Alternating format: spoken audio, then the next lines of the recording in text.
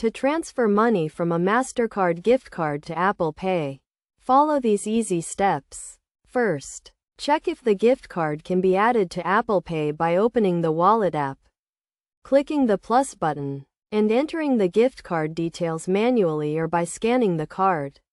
If the gift card is eligible, it will be added to Apple Pay, allowing you to use it for direct payments.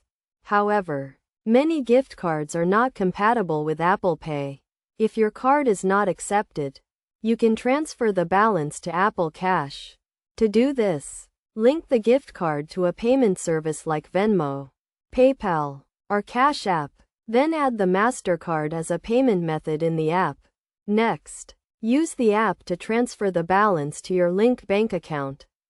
After that, open the Wallet app, tap your Apple Cash card, and select Add Money to transfer the funds. If transferring funds is not necessary, you can also use the gift card directly for online and in-store purchases. By following these steps, you can easily transfer money from a Mastercard gift card to Apple Pay.